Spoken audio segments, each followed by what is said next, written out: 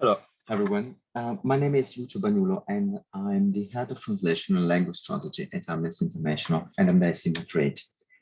Today, in this presentation, we will talk about the role of translation in the defense of human rights. So, as you all know, Amnesty International global impact depends on issuing accurate, consistent, reliable, and credible timely output.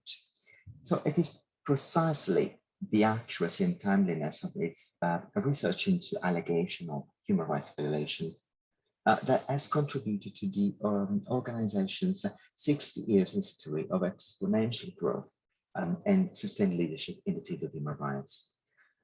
As the world's largest human rights organization, Amnesty plays a crucial role in responding to human rights crises around the world.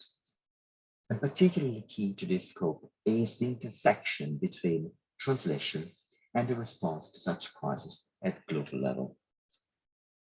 It is indeed, the public denunciation of human rights violations and the desire to give the victims a voice that especially resonate with the role of translation and that translation plays in the context of human rights crisis.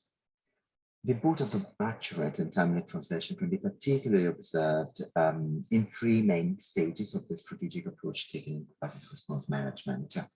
The first one is while preparing for or during the deployment on the ground. The second one following interviews with victims, witnesses, key stakeholders, and so on and so forth. And the third one is the most well-known, I guess. It's when rolling out the communications advocacy products related to the launch of a report or another type of output. So in the first case, if we stop there when we think of the first case, the first case mainly involves the broader meaning of translation, intended as linguistic and cultural transfer from one language into another, which can be in oral or written form, and that is performed by trained professionals as well as by pro bono and sometimes untrained volunteer individuals. Usually, the appointment of such linguistic mediators, as I would call them, is based on recommendations from trusted interlocutors on the ground and takes into account a strict risk assessment framework, among other factors. At this stage, translation basically and typically takes the form of aiding communications, easing access, and often being the first port of entry, if we want, to local communities. In the second case, written translation, so not oral, is an integral part of any post-mission activities, really. And more specifically, I would say that it helps bridge the language gap in research evidence. For example, interviews with victims, witnesses, testimonies and statements, internal mission notes, phone notes, media files, etc., which are gathered in a language or languages other than the ones spoken by the main researchers or the group of researchers deployed on the ground. So here translation has mainly the objective of supporting researchers in their accurate accounting of the given human rights crisis they plan to publicly denounce. So in the third and last case, the third and last case undoubtedly represents the most apparent contribution of translation, which is closely linked to the public dissemination of research output, for example, research report, or any related assets like a campaign material, media and social media material, letters to head of governments or state, websites or web pages, etc., as well as the associated campaigning and advocacy activities. In this case, though, professional translation acquires a slightly different role, depending, I would say, on the type of research conducted, the target audience of the given output, and what or whom the organization, so Amnesty, aims to influence. If, for example, we take a human rights crisis that has broken out in one of the Francophone countries in West Africa or in one of the Spanish-speaking Latin American countries in the Southern Cone, it is very likely that Amnesty would react to something like this by issuing a timely press release or another type of output in French or Spanish, respectively. Although I would say the source text would originally be written in French or Spanish in this hypothetical case, a translation into English would most likely be commissioned too. Why? To draw global attention to the case and to attempt to further influence bodies such as the UN Security Council, the UN Human Rights Council, or the European Court of Human Rights, in what may refer to as high-level advocacy. Conversely, if the materials focusing on such crises were written in English, it is highly likely that translation into French and Spanish would be commissioned in order to target and influence local governments, the security forces, and the local media. At the same time, targeted assets or advocacy documents may also be translated into a given non-UN Security Council language to target mainly and influence a specific UN Security Council member on a key vote, or as I was explaining earlier, to aid in the campaigning and advocacy in the country in question. However, we also need to take into account that if, for example, Amnesty advocacy goal were to try to influence the US government to stop killing or injuring civilians in Somalia with the airstrikes, materials originally written in English would most probably suffice or would be given at least the highest priority to meet the said objective, advocacy objective. And the translation into Somali might not be necessarily, issued because it wouldn't be required to achieve that specific objective.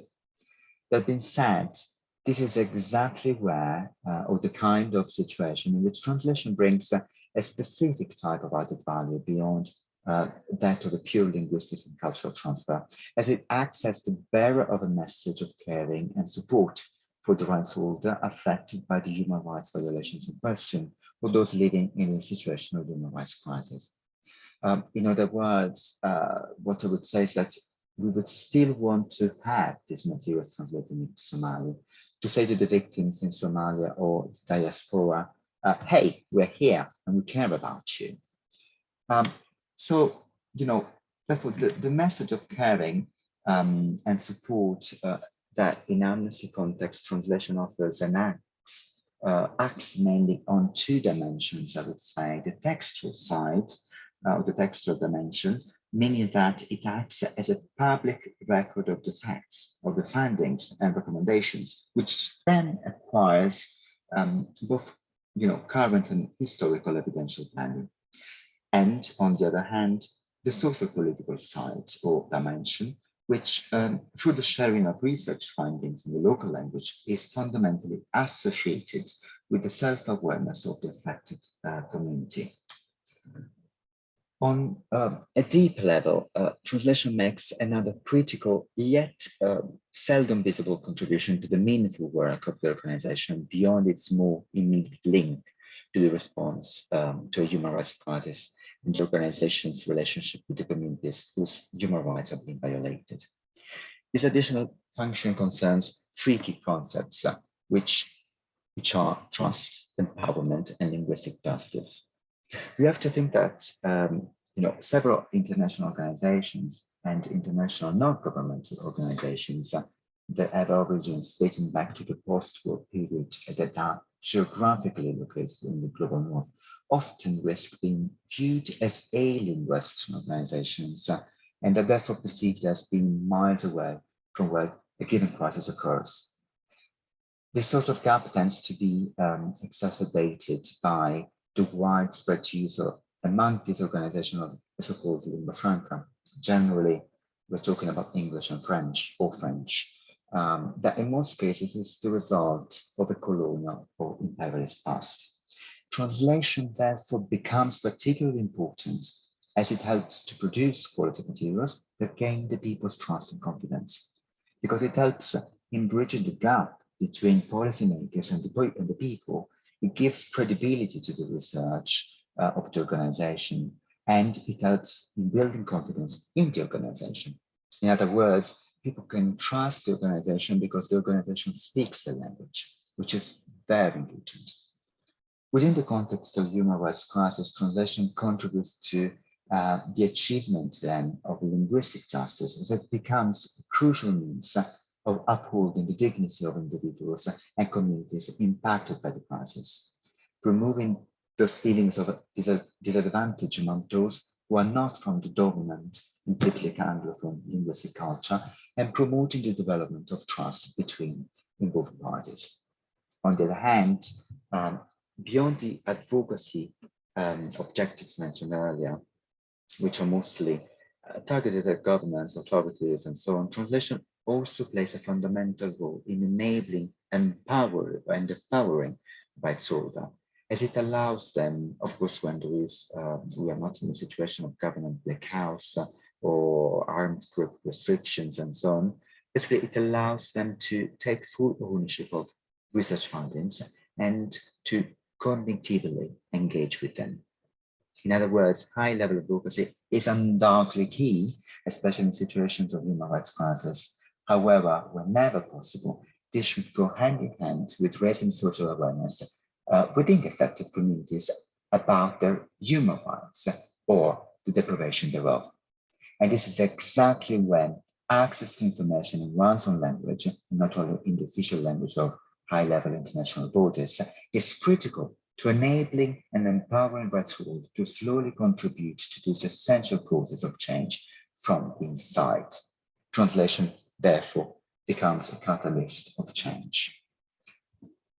So in terms of, figures and of, translation work at Amnesty, in 2021, the Language Resource Center translated over 7 million words, which equals to over 15,000 pages of documents for a total of 97 language combinations, 22 different source languages, among which, Oromo, Amharic, Uyghur, and so on and so forth, 61 different target languages. And we can think of, we can list, for example, Filipino, Urdu, Kiswahili, Tajik, and so on and so forth. 80 document formats and text types, and over 2,700 projects managed internally. And this leads to what I refer to as a tangible impact. And these are examples of feedbacks on how translation was key in achieving greater local impact and relevance. For example, translated versions spread easier when they were there by media or common people. If they're not translated, no one would read them. Or another case, participants, interviewees with Android phone appreciated the fact that we were able to send them audio recordings in Clio, recognizing their plights and the key messages to address mental health. Or translation makes it possible for local NGOs working on death penalty abolition to easily quote Amnesty's work. So this to me is tangible impact, and it summarizes quite well the importance of translation in the defense of human rights. So thank you very much, and a very happy International Translation Day, everyone.